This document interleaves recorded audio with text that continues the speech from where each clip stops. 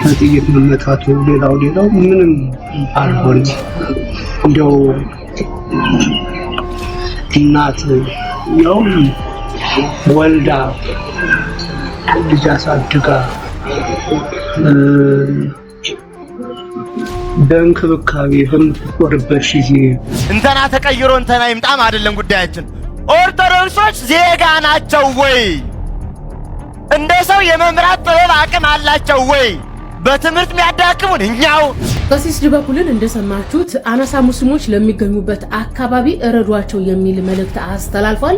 ኦርቶዶክስን አታድናትም፣ ኦርቶዶክስ ኦልሬዲ ገለናት ጨርሰናል።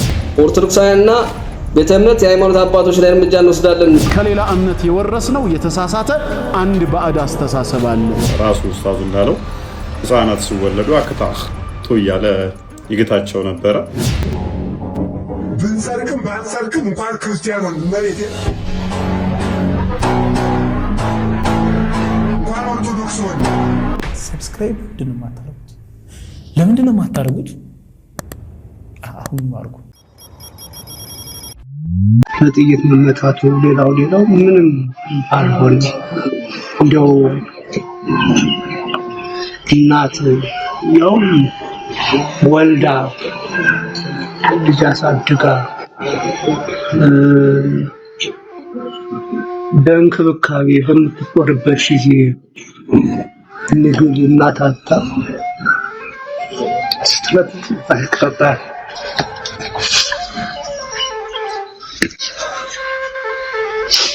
በጣም ያስቸግራል። እንደው ለመግለጽ አይኔ ላይ የተሳሉ እናቶች አሉ፣ አይኔ ላይ የተሳሉ የሚናገሩት ነገር በጣም ያስቸግራል። አባ ፊቴ ነው የሆነው ልትልላት ብዙ ነበረች። ከራባቸው ከችግራቸው የተነሳ ማስረጃ አጥተው ማለት ነው። ማስረጃ እንደሆናቸው አባ ፊቴ ነው ያሉ እናቶች ያሳዝኑኛል። እስካሁን ድረስ ያስቸግር ነበር። እንደው እናት እንዲህ የምትንገላታበት ሀገር መሆኑ ይህች ሀገር እዚህ እንድትደርስ ብዙ ዋጋ የከፈሉ ሽማግሌዎች የሆኑትን ነገር ስናይ ትንሽ ያስቸግራል፣ በእውነት ያስቸግራል። ያው እንድናይ ግድ ሆነ፣ አየን ብዙ ነገር። ሆኖም ግን ይሄ ቢያሳዝነንም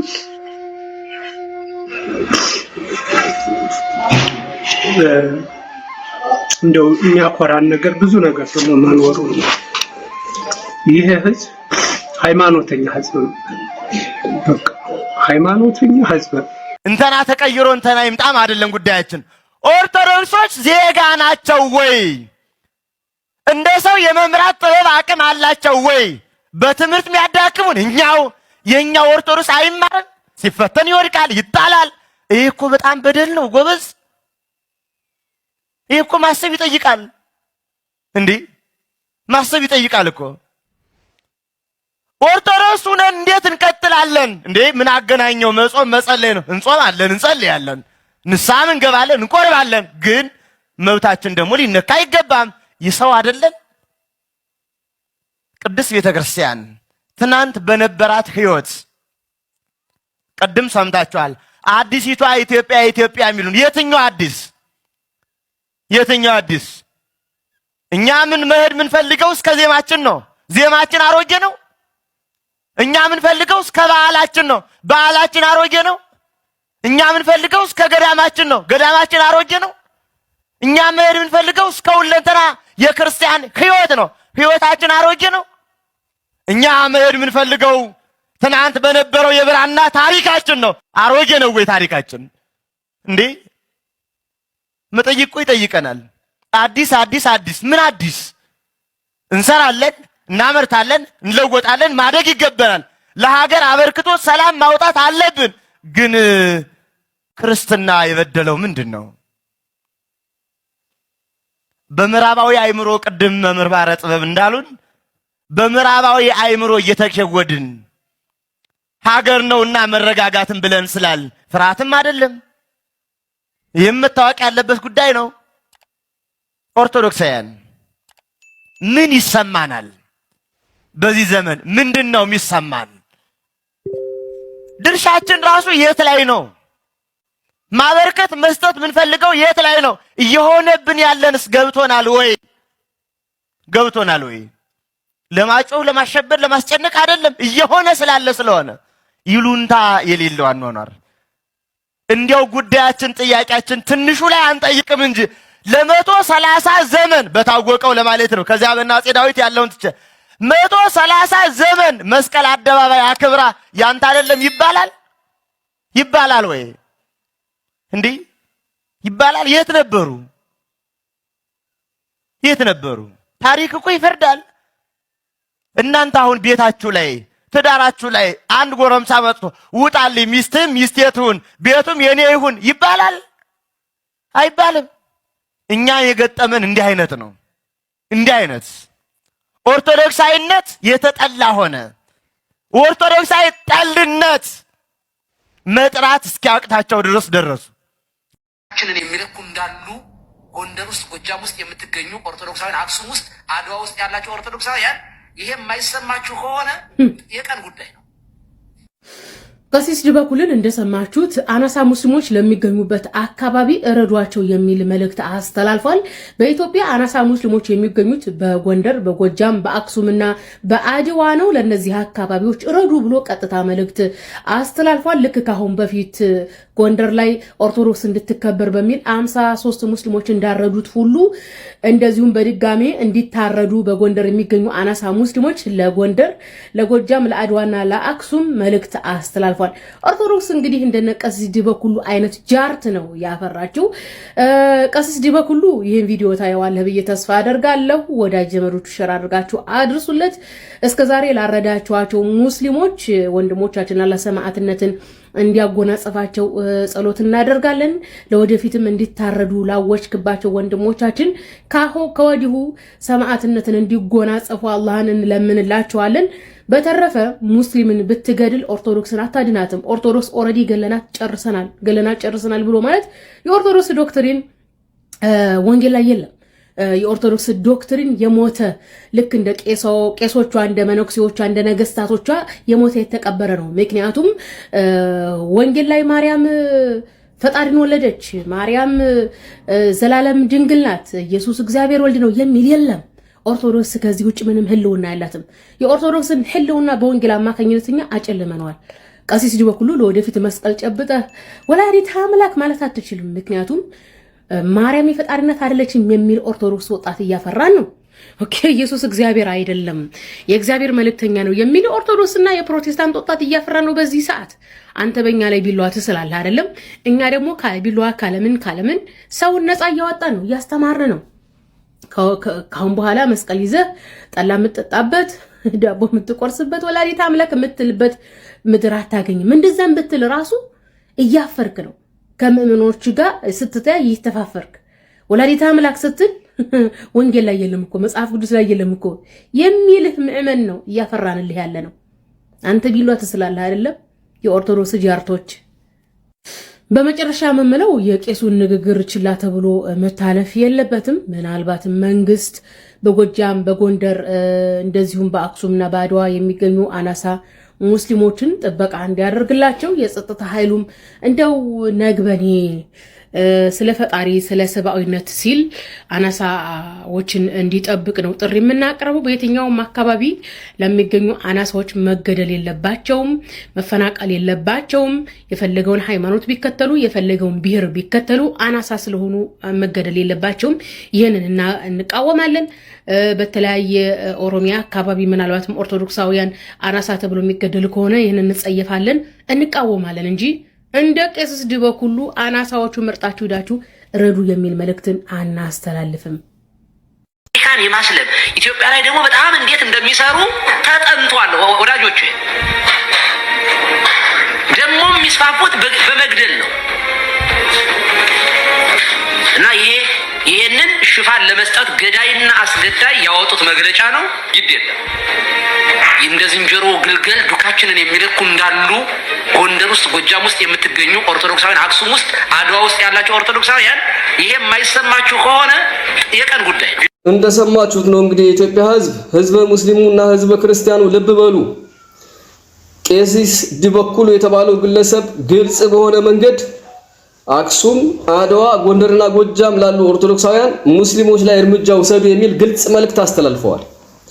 ከዚህ በፊት እንደ አይነት ግለሰቦች የኢትዮጵያ ህዝብ በሰላም እንዳይኖር የሚሰሩ የሆኑ ጽንፈኛ ኃይሎች ሊቆነጠጡ ይገባል የሚል መልእክት ባስተላለፉት ቆራርጠው ቀጣጥለው ኦርቶዶክሳውያንና ቤተ እምነት የሃይማኖት አባቶች ላይ እርምጃ እንወስዳለን ብለው ሲንጫጩ ነበር።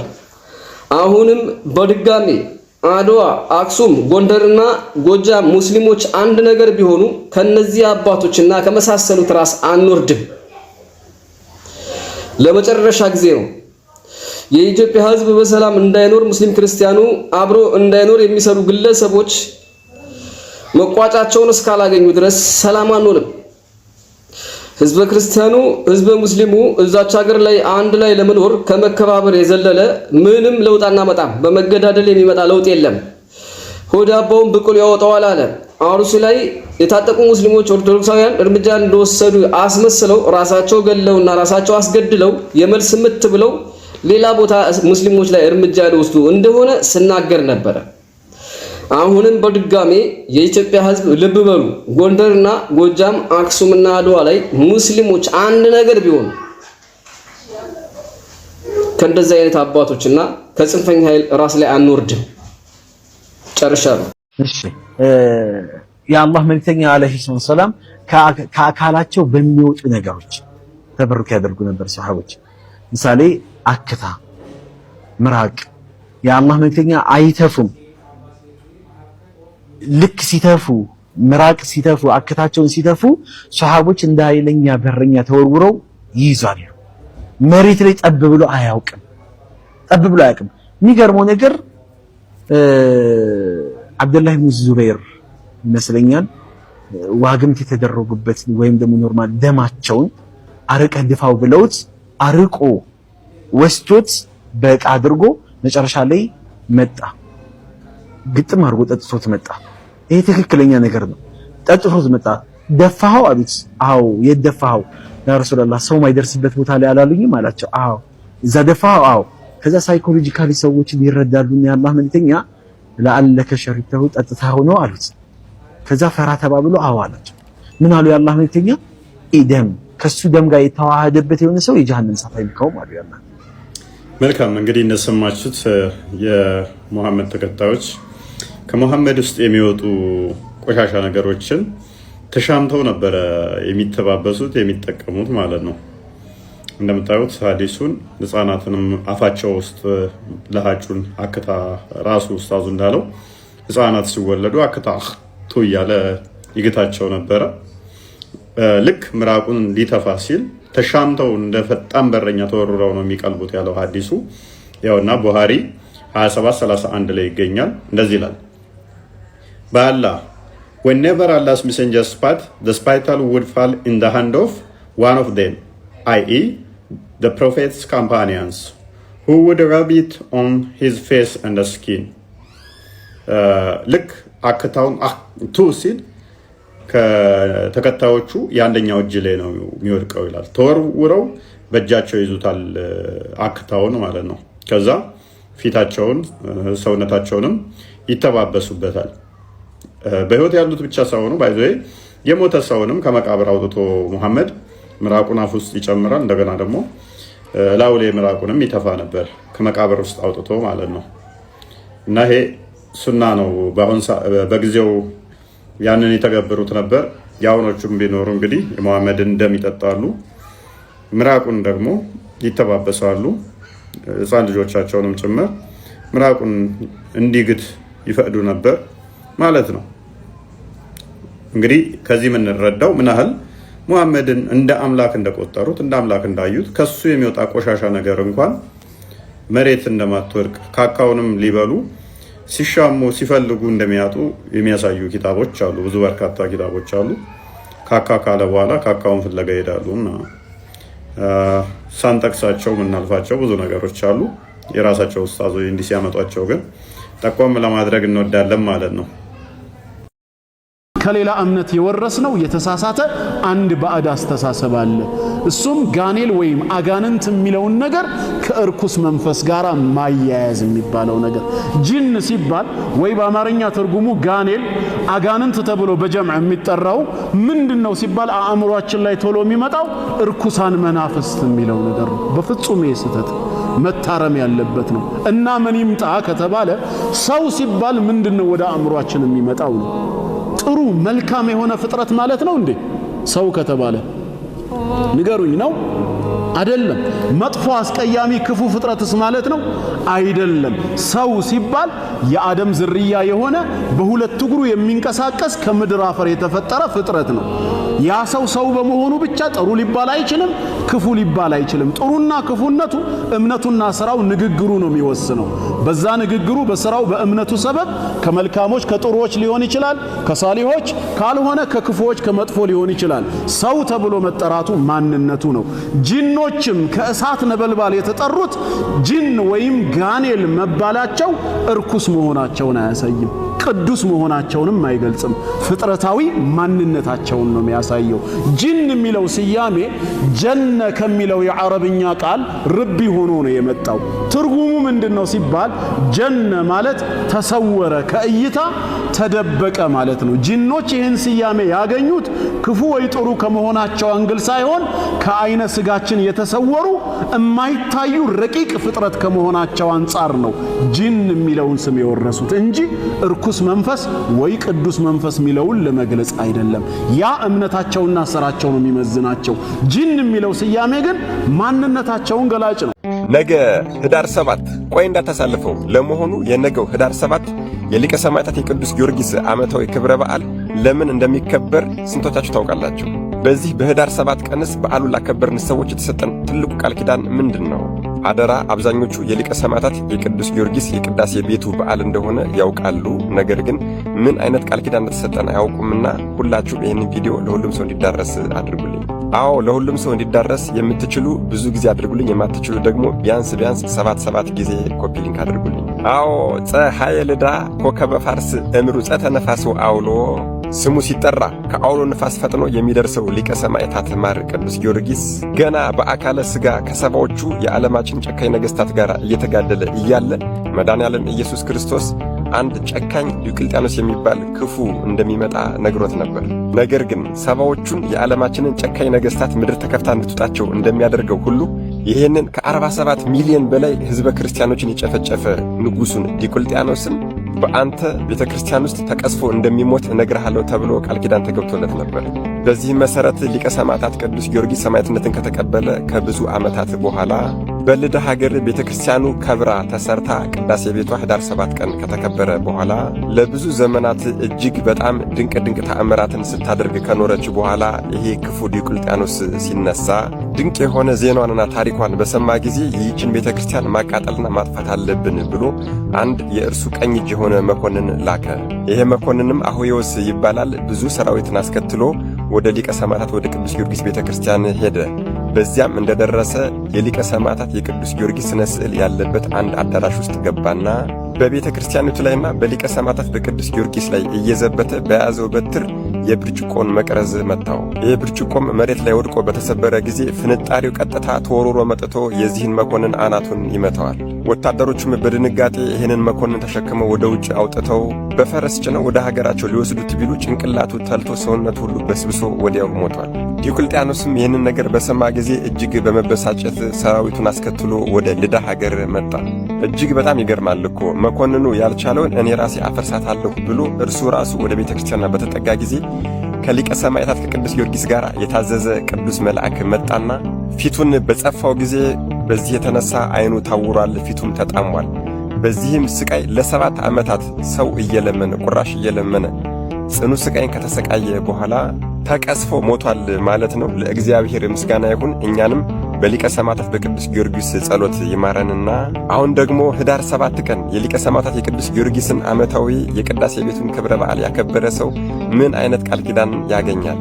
በስምህ በተሰራች ቤተክርስቲያን፣ አዎ በስምህ በተሰራች ቤተክርስቲያን ጸሎት ለማድረግ የሚሄደውን፣ በዓልህን ለማክበር የሚሄደውን፣ ማንኛውንም ንዋየ ቅድሳት አቅሙ የፈቀደውን ዘይት፣ ጧፍ፣ ሻማ፣ ስንዴ፣ ልብሰ ተክህኖ፣ መጋረጃ፣ ማንኛውንም አቅሙ የፈቀደውን መብአ ወይም ደግሞ ስጦታ ለቤተ ክርስቲያንህ ያበረከተውን፣ በበዓልህ ቀን በስምህ ለተቸገሩ የመጸወተውን፣ ለተራበ ያበላው፣ ለተጠማ ያጠጣው፣ ለታረዘ ያለበሰውን፣ የተከበረ የበዓልህን ቀን ማለትም ሚያዝያ 23 አንገት የተሰየፈበትን፣ ጥር 18 አጽምህ የተበተነበትን፣ ህዳር 7 ቅዳሴ ቤት የተከበረበትን እንዲሁም ደግሞ ነሐሴ 16 ፍልሰተ አጽምህ የተከናወነበትን እነዚህ አራቱን በዓሎች በፍጹም እምነት ሆኖ ያከበረውን እኔ ቃል የማያብል እውነተኛ አምላክ ነኝና በዚህም ዓለም በወዲያኛውም ዓለም ሕይወቱን ከአንተ ጋር ደስተኛ እንዲሆን አደርገዋለሁ።